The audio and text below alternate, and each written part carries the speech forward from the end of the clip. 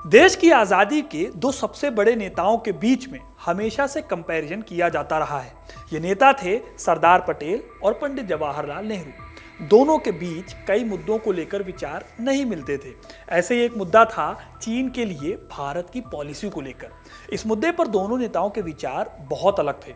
एक पूरब की सोचता था तो दूसरा पश्चिम की सोचता था।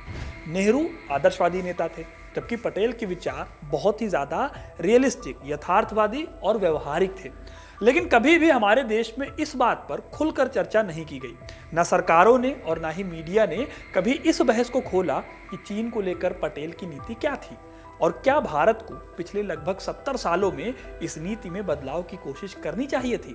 और नतीजा ये है कि भारत और चीन का मुद्दा आज भी उलझा हुआ है। और इसकी एक बड़ी वजह यह भी है कि उस समय पटेल की जगह नेहरू का रास्ता अपनाया गया। पटेल ने चीन को लेकर हमेशा से एक शक जाहिर किया था। आज मैं आपको बताऊंगा कि पटेल और नेहरू चीन को लेकर कितने अलग थे और पटेल का वो शक आखिर क्या था। आपको कमेंट में बताना है कि आपके हिसाब से किसके विचार ज्यादा सही थे। तो वीडियो को अंत तक जरूर देखिएगा, क्योंकि अपना इतिहास नहीं जानोगे तो खुद को कैसे पहचानोगे। आजादी के टाइम पर जब नेहरू अंतरिम सरकार के पीएम बने तो उन्होंने विदेश नीति का जिम्मा भी संभाल लिया था। तब नेहरू भारत और चीन की आजादी के संघर्ष को लेकर एक जैसा सोचते थे। उन्हें लगता था कि चीन और भारत दोनों एशिया के बड़े देश हैं। दोनों ने गुलामी को लेकर बड़ी लड़ाई लड़ी है। वो मानते थे कि भारत और चीन के ऐतिहासिक और सांस्कृतिक संबंध थे, क्योंकि दोनों देश एक साथ आज़ाद हुए थे। तो नेहरू को लगता था कि ये दोनों देश एक साथ मिलकर एशिया में शांति ला सकते हैं। यही वजह है कि नेहरू ने कई मौकों पर चीन के साथ दोस्ताना संबंध बनाने की नीति अपनाई। यहाँ तक कि जब चीन ने तिब्बत पर कब्जा कर लिया तब भी सरकार की तरफ से कोई सख्त कदम नहीं उठाए गए। असल में नेहरू को लगता था कि अगर भारत और चीन के बीच दोस्ती रहेगी तो ये पूरे एशिया के लिए अच्छा रहेगा, क्योंकि ये दोनों नए आज़ाद हुए देश ताकत रखते थे एशिया की सबसे बड़ी पावर बनने का। इसीलिए नेहरू ने चीन की हरकतों को नज़रअंदाज किया। वहीं दूसरी तरफ अगर देखा जाए तो सरदार पटेल हमेशा से ही चीन को शक की नज़रों से देखते थे। उन्हें तिब्बत को लेकर चीन के इरादों पर हमेशा से ही समस्या थी। 1950 में तिब्बत पर जब चीन ने हमला किया, उससे पहले ही पटेल को लगने लगा था कि चीन की अपने बॉर्डर बढ़ाने वाली सोच भारत के लिए आगे चलकर बड़ा खतरा बनेगी। फिर 1950 में जब चाइना ने तिब्बत पर हमला करके उस पर कब्जा कर लिया, तब पटेल ने पंडित नेहरू को एक लंबा चौड़ा लेटर लिखकर उन्हें आगाह भी किया था। इस लेटर में पटेल ने लिखा कि तिब्बत पर कब्जे के बाद चीन नेपाल, सिक्किम और भूटान पर भी नजरें गड़ाए बैठा है और इसे हल्के में नहीं लिया जाना चाहिए। लेटर में उन्होंने ये भी लिखा कि चीन का तिब्बत पर कब्जा भारत के लिए एक बड़ा खतरा है, क्योंकि तिब्बत भारत और चीन के बीच एक बफर जोन का काम करता था। अगर चाइना तिब्बत पर पूरी तरह से कब्जा कर लेता है तो भारत की उत्तरी सीमाएं अनसेफ हो जाएंगी। आगे चलकर आपको पता ही है दोस्तों कि पटेल कुछ भी गलत नहीं कह रहे थे। कुछ ही सालों बाद चाइना ने भारत के बॉर्डर के पास अपनी चालबाजियां करनी शुरू कर दी थी। चाइना ने सक्सगाम वैली में सड़क बनानी भी शुरू कर दी। इसी विवाद से आगे चलकर 1962 का इंडो चाइना वॉर भी हुआ। दोस्तों, रामचंद्र गुहा लिखते हैं कि चीन के लिए नेहरू की फॉरेन पॉलिसी ज़्यादा आइडियलिस्टिक थी। उन्हें लगा करता था कि दोनों देशों के बीच दोस्ती और सहयोग से समस्याओं का समाधान हो सकता है। लेकिन इसी जगह पर पटेल, जिन्हें भारत की आंतरिक सुरक्षा की जिम्मेदारी भी मिली थी, हमेशा से ही वो चाइना को लेकर सतर्क थे। पटेल की बायोग्राफी लिखने वाले राजमोहन गांधी लिखते हैं कि पटेल बेहद प्रैक्टिकल थे। उन्होंने चाइना को सिर्फ एक पड़ोसी नहीं बल्कि एक पॉसिबल थ्रेट यानी खतरे के तौर पर देखा। गांधी लिखते हैं कि पटेल इस बात को लेकर परेशान थे कि चाइना की पॉलिसीज आगे चलकर भारत के लिए लंबे समय में बड़ा खतरा साबित हो सकती है। अब दोस्तों, पटेल ये सब सोचते तो थे और साथ ही नेहरू को आगाह भी कर रहे थे, लेकिन नेहरू ने इन बातों पर खास ध्यान नहीं दिया। वो उस वक्त चाइना के साथ टकराव से बचना चाहते थे जब देश बेहद नाजुक दौर से गुजर रहा था। नेहरू चाहते थे कि टकराव की बजाय बातचीत के साथ चाइना के मुद्दे से निपटा जाए और सल्यूशन निकाला जाए।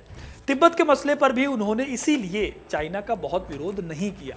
उसके बाद दोनों देशों ने पंचशील समझौते पर भी हस्ताक्षर किए, जो दोनों देशों के बीच शांति और सहयोग की भावना को बढ़ावा देने के लिए किया गया समझौता था। इस समझौते का मतलब था कि दोनों देश एक दूसरे की संप्रभुता और क्षेत्रीय अखंडता को मानेंगे, एक दूसरे पर अटैक करके उनकी जमीन पर कब्जा नहीं करेंगे और दोनों ही देश एक दूसरे के घरेलू मामलों में दखल भी नहीं देंगे। इसके साथ ही दोनों देश एक दूसरे को फायदा पहुंचाने के पर्पस से इक्वलिटी को बढ़ाने का काम करेंगे। आज आप जो हिंदी चीनी भाई भाई का नारा सुनते हैं वो इसी पंचशील समझौते के बाद आया था, जो उस वक्त भारत और चाइना के बीच दोस्ती का प्रतीक बना। लेकिन नेहरू को नहीं लगा था दोस्तों कि चीन में माओ की सरकार असल में भारत के लिए किस तरह के इरादे बनाकर चल रही है। लेकिन दोस्तों इन सभी के बावजूद पटेल सही दिशा में सोच रहे थे, क्योंकि भले ही भारत ने दोस्ती का हाथ आगे बढ़ाया था, लेकिन हाथ मिलाने के बाद भी चीन भारत के भले की नहीं सोच रहा था। चाइना ने धीरे धीरे भारत की बॉर्डर्स पर दबाव बनाना शुरू किया।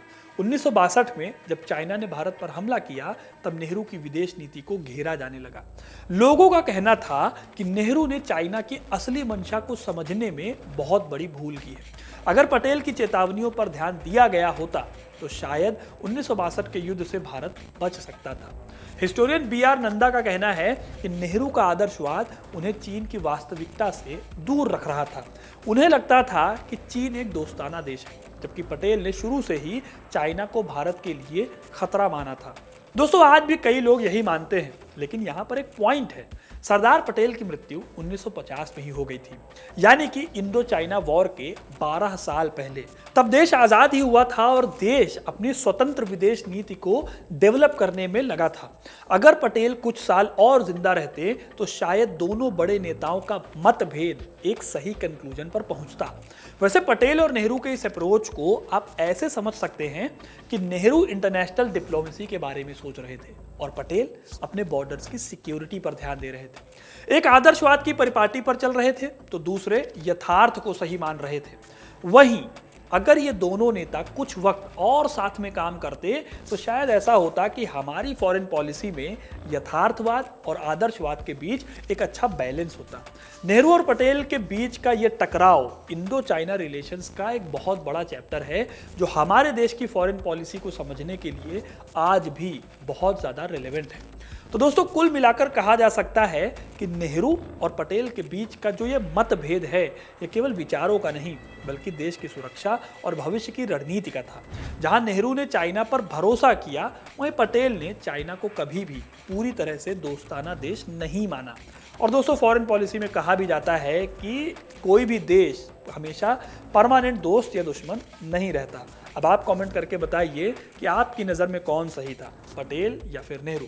अपनी राय हमें कमेंट सेक्शन में जरूर बताइएगा। वीडियो को लाइक और शेयर करना ना भूलें और ऐसी इंटरेस्टिंग कहानियों के लिए, इतिहास से जुड़े रहने के लिए हिस्ट्री कनेक्ट को सब्सक्राइब जरूर करें। धन्यवाद।